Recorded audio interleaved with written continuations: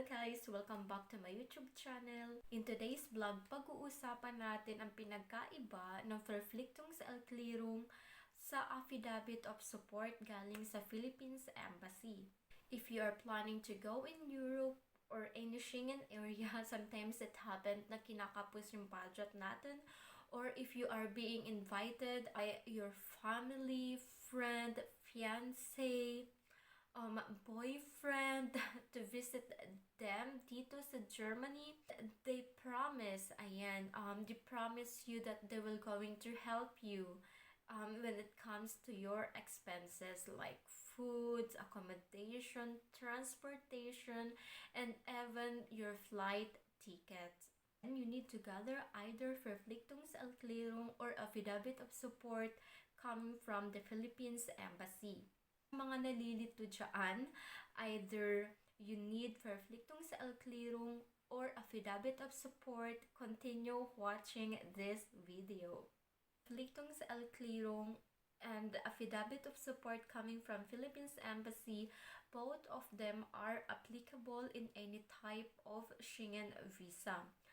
Mostly ginagamit natin siya sa visa type C under sponsorship. Ayan, visa type C which is allowing you to stay in minimum of 90 days, and visa type D until 5 years.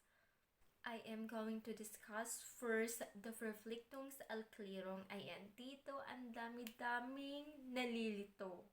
English guys, because Verpflichtungserklärung is a German word which is very hard to pronounce, and when you translate it in English, it will give you the meaning of declaration of commitment. Ayan, Verpflichtungserklärung, also known as Affidavit of Support, obligation paper, formal obligation paper, declaration of support, declaration of commitment, or letter of commitment or obligation paper. So nagkaroon na siya ng iba't ibang English term, but all of this are referring to Verpflichtungserklärung. So guys, wag ka nang malito.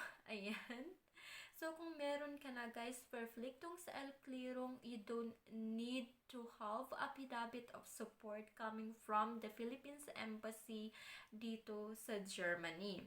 So Verpflichtungserklärung is enough to present to the embassy and to the immigration that one sponsored your trip. So, isasauli yan sa inyo ng embassy the moment you receive your passport with your visa, because they know that the immigration ask you for this paper. So, this also serve as your affidavit of support. Case guys, you can have Verpflichtungserklärung or you can present it to the embassy if someone in Germany invites you to visit them. And if your inviter is a German citizen, then you can have Verpflichtungserklärung, as it shows that a German citizen is willing to cover up your expenses during your stay.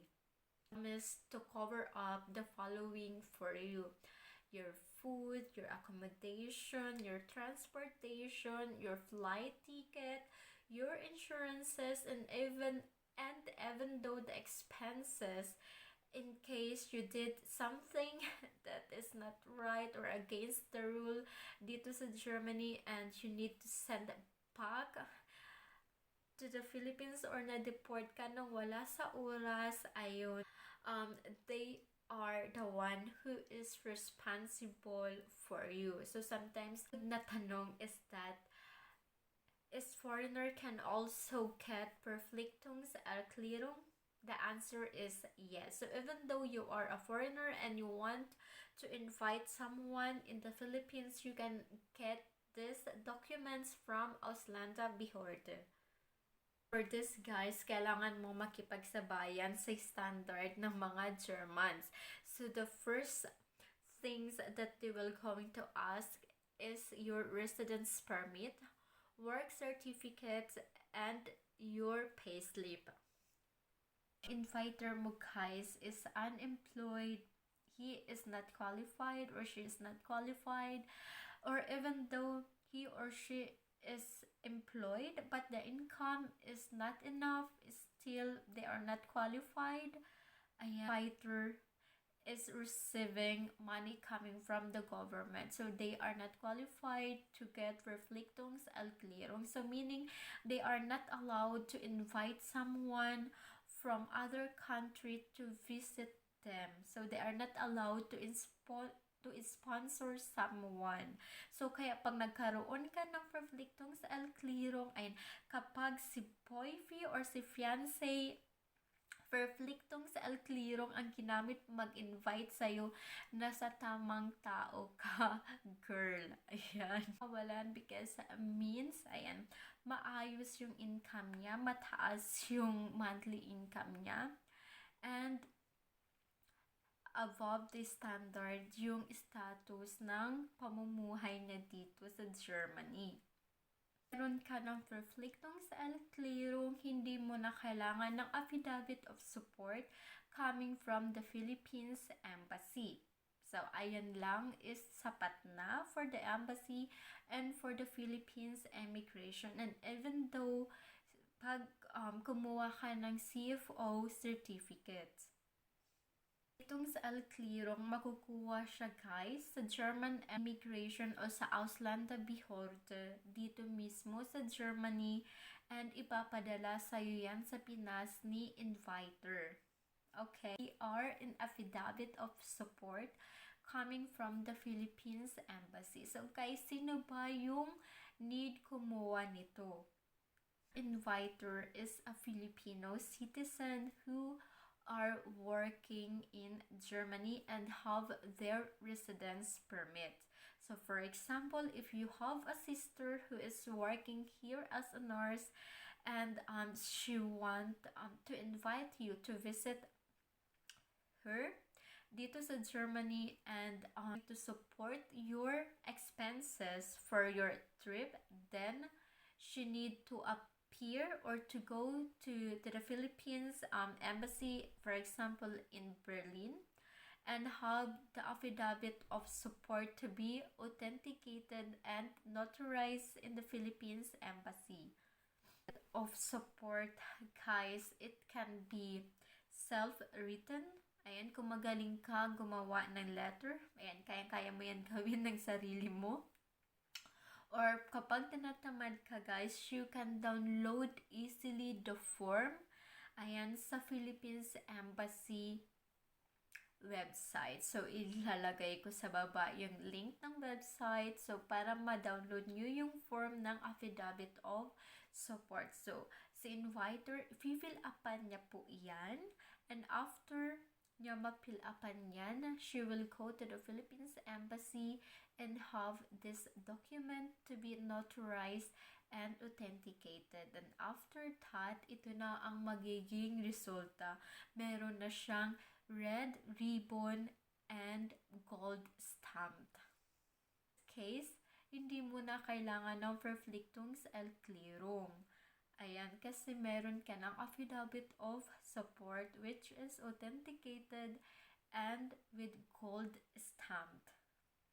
Case naman guys, ayan, if si boyfriend is for example Korean, ayan, and ikaw is Filipina, nasa Pilipinas ka, and si Korean boyfriend is nagtatrabaho dito sa Germany and in-invite ka niya. So, guys, so I just made Korean as an example. So, para makakuha siya ng affidavit of support, kapag hindi siya pasok makakuha ng Verpflichtungserklärung, ayan, as a foreigner first, ayan, kailangan niyang fill upan yung form to be downloaded in the website. And after that, kailangan niyang i-notarize yung affidavit of support outside of the embassy. So, hindi yung Philippines Embassy yung magno-notarize. In that case, maghahanap si Korean boyfriend ng attorney, ayan, if maybe German attorney, and have the paper notarized document, ayan, si Korean boyfriend, pupunta siya ng Philippines Embassy to have that document authenticated. Yung process ng pagkuha ng affidavit of support. So, uulitin ko, if your inviter is 100% Filipino, ayan, just download the form and bring it to the Philippines Embassy for to be notarized and authenticated with red ribbon and gold stamped. If your inviter is a foreigner, like Koreans, the process is that download the form, ayan, and have the document notarized outside of the embassy. Ayan, maghahanap siya ng sarili niyang attorney para i-notarize. And after the document was notarized, tsaka niya lang yun dadalhin sa Philippines Embassy to be authenticated. And after that, he can send the affidavit of support to you sa Philippines. Citizen can also have affidavit of support authenticated.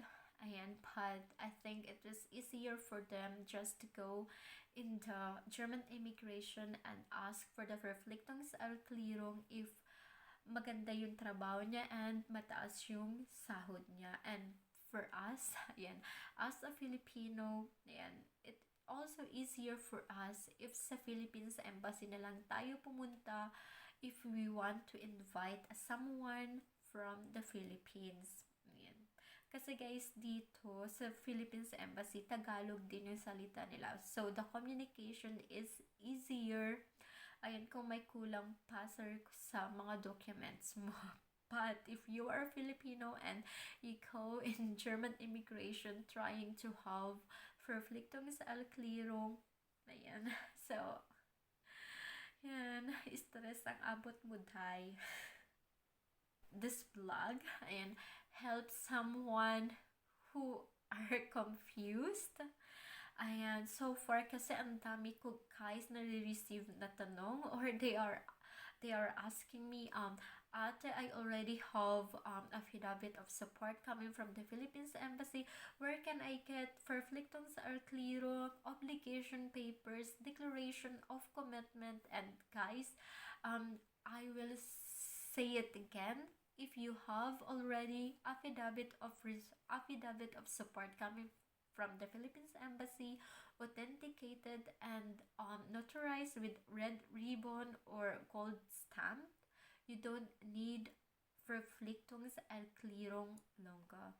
And if you also have Verpflichtungserklärung, you don't need affidavit of support coming from the Philippines Embassy. So, wag i-stress ang self.